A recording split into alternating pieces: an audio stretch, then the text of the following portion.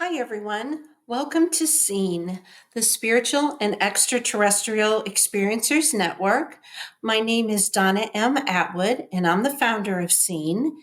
And this is part two of what I believe is going to be a two-part series related to my own ascension. And basically, I'm highlighting very, very high level, telling the story of my own, life and what happened at key times that were things that were part of my ascension. Excuse me. In other words, important events, things that I needed to address or overcome in order to graduate from the Earth School of Ascension.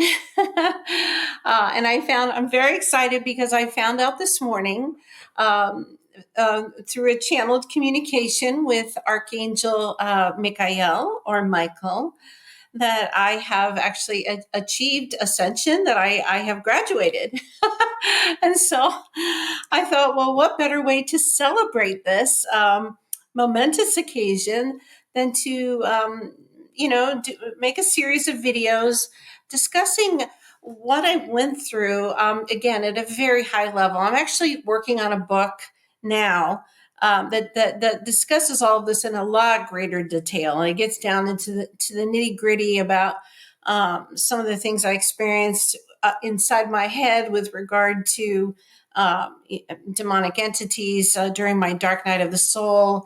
And no, it's not because I was a horrible human being. I was actually informed by, I believe it was archangels Michael or Michael and Uriel that informed me that they wanted me to experience the really dark aspects of spirituality. And so I literally did battle with my own demons early in this whole process. But I would like to just make clear before I go any further, it's very important. And Archangel Michael or Michael requested that I please, just sort of inform viewers that going through ascension is nothing to fear. It's completely natural. It's beautiful. It's spiritual. It's spiritual growth. It's spiritual development. It's all about moving towards sort of getting off this wheel of karma and having to come back and do all of these lessons, these same lessons again. So I'm thrilled that I've graduated. Excuse me. I know that there's no doubt that for a while now, I've been very, very clear that I have achieved a higher level of consciousness just because I'm able to channel. I do channel every day. Quite a lot of the day is spent channeling, even while I'm working and doing other things. There's a lot going on in there.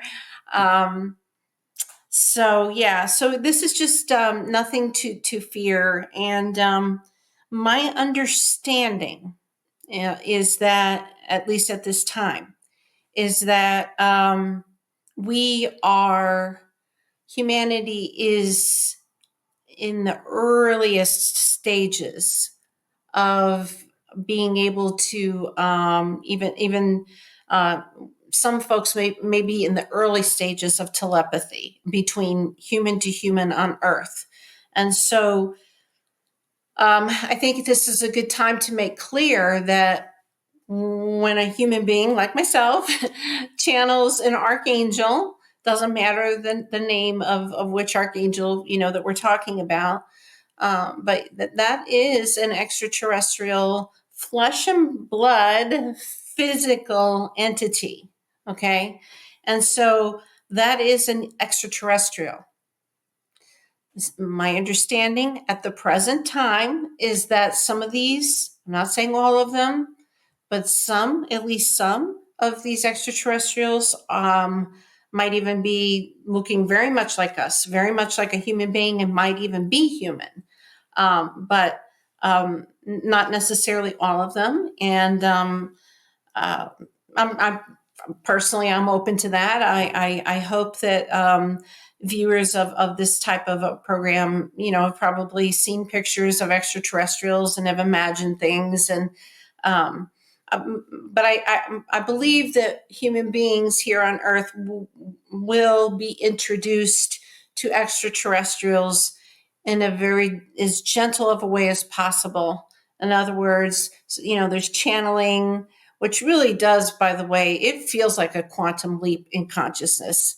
This may be just one step in our evolution, but man, it feels like a quantum leap. I'll be honest with you. Um, and I feel a little smarter too. I feel more intelligent. And I think it's because all of these interactions that I've had, most especially with archangels Michael or Michael and Uriel. Those are the two dominant archangels that I hear from, but I have also heard from Raphael. And Raphael, one of the communications told me that they were a female. And so this is probably a great time to introduce the idea that the archangelics that are communicating with human beings here on earth and helping us through this whole ascension process, um, there's not just X number of them. There's a vast number of them that dial into a certain frequency. It's like going onto a radio station. And so Archangel Michael or Michael is at this one, Uriel is here, Raphael's here, Gabriel's here. And there are others, of course. And then for myself personally, I also hear from the consciousness of Jesus Christ or the Christ consciousness. So that would be another frequency. And I also hear, on top of that, in addition, I hear from the Ascended Master who came after Jesus Christ, and his name is Abdul Baha. And his energy comes in very strong. Just as Archangel Michael's has come in very strong at times, like, woo, boy, something's going on. So it's interesting. Some like with Uriel, so there could be, I'm just giving an example. This is only an example. I don't know the number of beings who tune into these different frequencies to help people here on planet Earth, as they are, working through ascension. Okay. But my understanding is there's quite a vast number of them, quite a large number. So for example, maybe there's, I don't know, let's say 20,000 minimal of each archangel I'm just making up a number. Okay. The point is that, there's a vast array of beings who are tuning into this frequency. And by the way, Michael or Michael, his job is to defeat evil or Satan on planet Earth.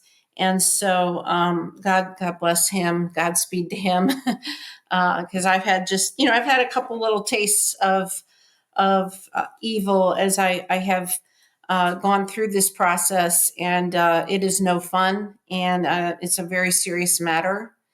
And I really do believe that all the arrests that we've seen lately in the news and rumblings of things that have gone on with, human beings being trafficked and things with children, I'm beginning to wonder if those of us, and I'm one of them, as I mentioned in the first video,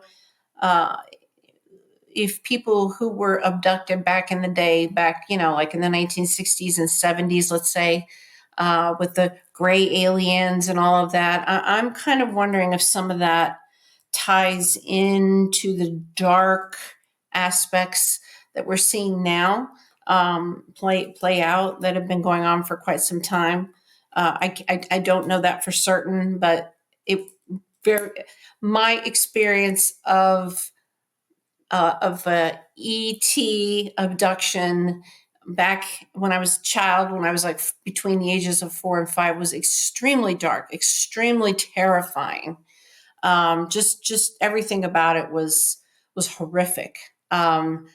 the way that it was handled, the things that were done to me, the subject matter that they were showing me on a screen of a nuclear bomb going off, without even saying anything to me, even telepathically. They were just terrifying me. It was just awful. So I don't know that, but I definitely am wondering if we could tie that negativity, which again is not the same thing as the archangels. That is not the same thing.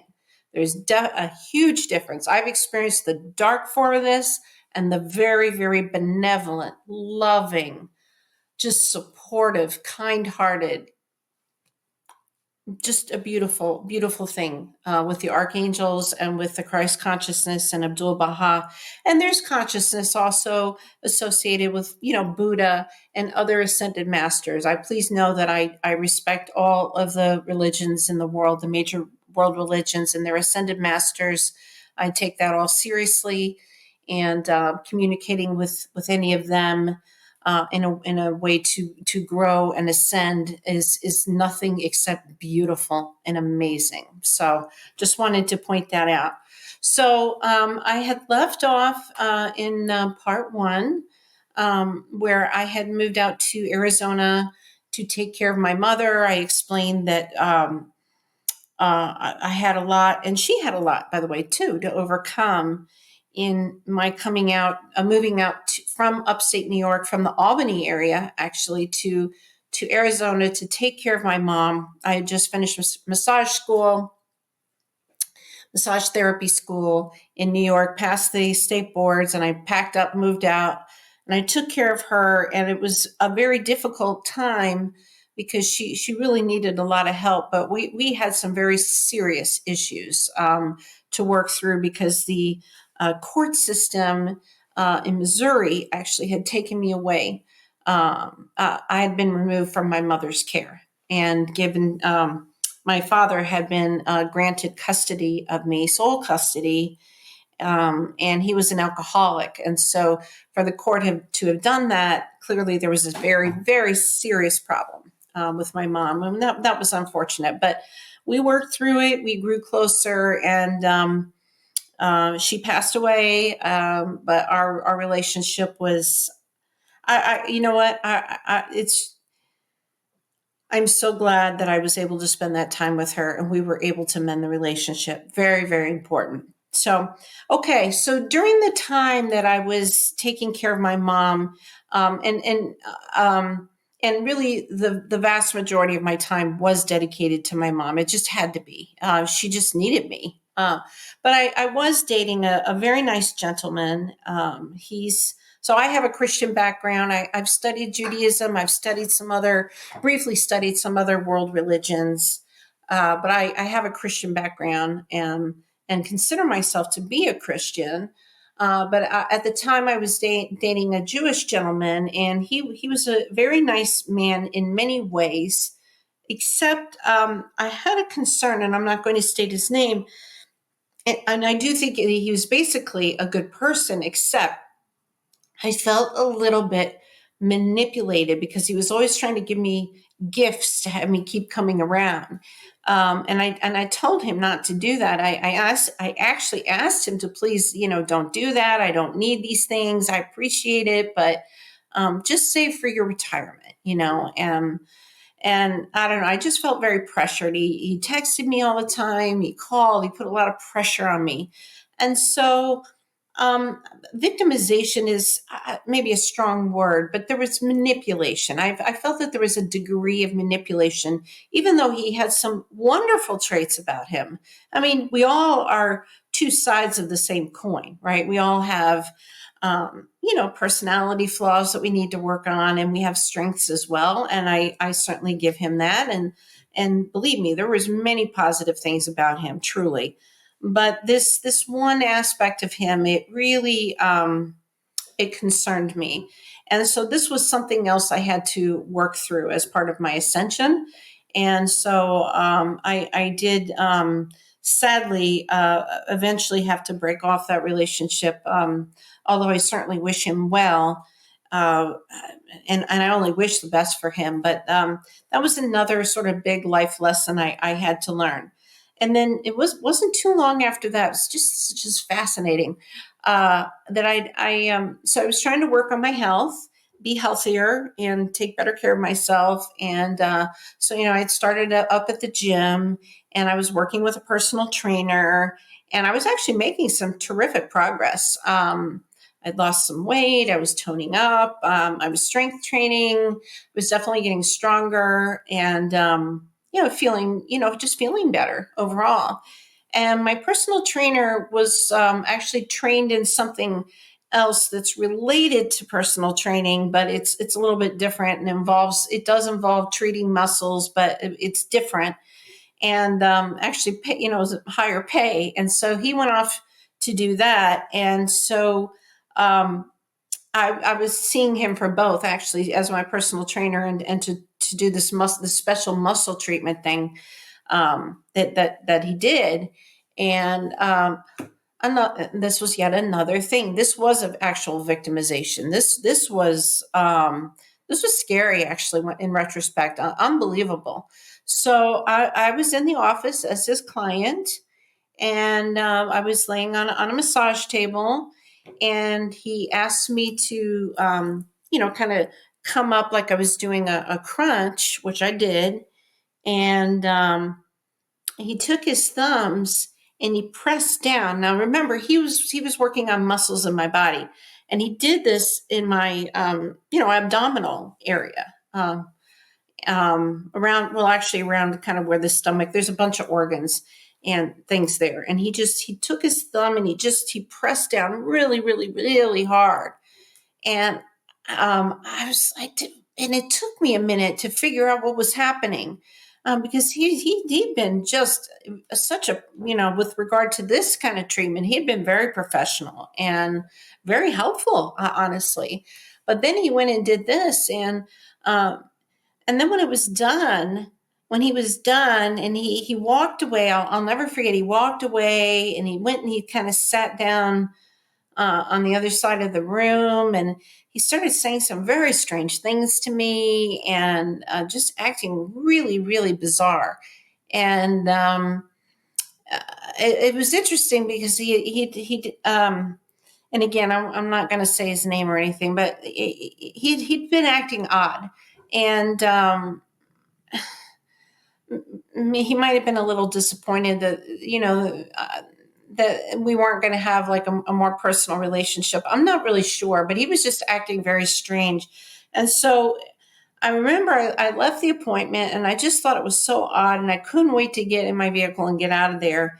And then like a day later, I realized how badly bruised I was. And it was, so that was just another example of a relationship that was just sort of sick and twisted, and just not just, it just wasn't right. It just wasn't, we were not well aligned. There was clearly a serious problem. And I had noticed that he'd had instances of, where he'd be really moody and he'd seem really dark. And again, I only wish people the best. I will not say his name, privacy and all of that. But this was pretty serious, and it didn't occur to me until days later that I should have probably reported him. I did not. I stopped seeing him. Whatever was going on with him, I wish him the best. But that does not mean that I have to be a victim. So, there you go. A lesson learned. So I terminated that relationship. That was a professional relationship, and I terminated that. Um, and so, as time went on, I had things to do. I had to settle my mom's estate, and there was just a tremendous amount of work. There was just a whole bunch of work you can't imagine. And that taught me a lot about um, interacting with professionals, attorneys, accountants, and just, a bunch of professionals, and having to get paperwork out and, really kind of hustle, do what they told me to do and learn everything. And then from there, I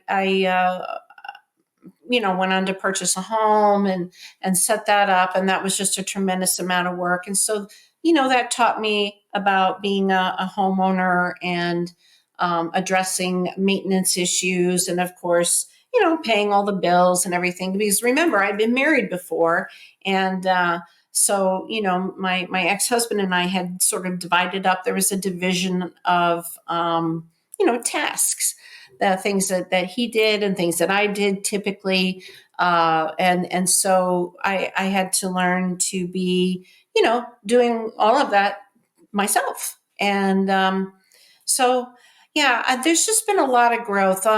Actually, it's interesting. So later on, some time went by, and then there was an elderly gentleman that I met, and very nice man. And I actually thought that we might end up sort of dating or whatever. But he ended up having, it's just unbelievable. It's almost like one thing after another. Again, no names, but he had a very serious, I found out he had a very serious mental illness, I think. In other words, he had, shared with me that he'd been diagnosed with this. But it was interesting because we together had seen another orb that I had described in the first video up in the sky, moving all around. And after that, it was interesting. It's almost as if he were starting on his ascension journey. Now, I'm not sure if that's true, but because things got so strange with him so quickly afterwards that I can't confirm this, but I have wondered if, in fact, maybe that's what was going on with him. And I certainly helped him for quite some time, for a number of months, to try to help get him stable. And then his family had to step in. So I'm not really sure what happened, but and that's another point I'd like to make, is that some of the instability, some of the strange behavior we're seeing in people now, very well could be part of all of this ascension. It's in my personal experience, myself and my whole world kind of got shaken up. I was shook up. And I mean, literally, I went from being married, but not happily married, really, and but we're both good people, to then getting divorced and moving across the country, and just having to deal with a lot of lessons and things. And ultimately, I found out this morning, again, that I had graduated, that I have a fully ascended at this point. And so, again, this is just a very quick recap on some pivotal moments in my life. And again, I will go into far more detail in the book that I'm writing to help people. My goal is just to help people. It's just to help people get through this, to help them understand what ascension is like. I'm just a regular person. I'm just a regular average person. And I was able to ascend. And so if I can do it, you can do it. So, as always, I hope that my stories, my story, my sort of a quick recap of my life and some of the things I've had to deal with have helped you.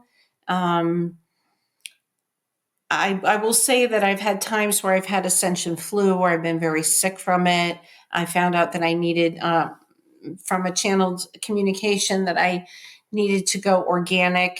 And so most of the time, I'm about 90% organic. It's harder when you travel. There's, there's just some instances where it's more challenging, but I do try to really limit those types of chemicals in my food. And that has helped quite a bit. I have to say, I feel healthier.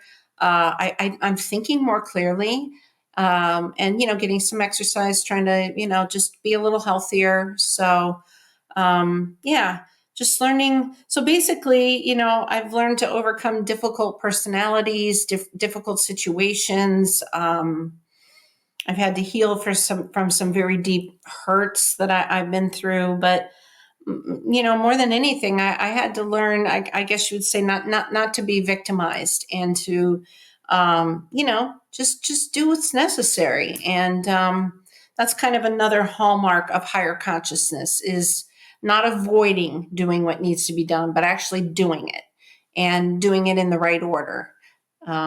So yeah, I think we've pretty much hit everything.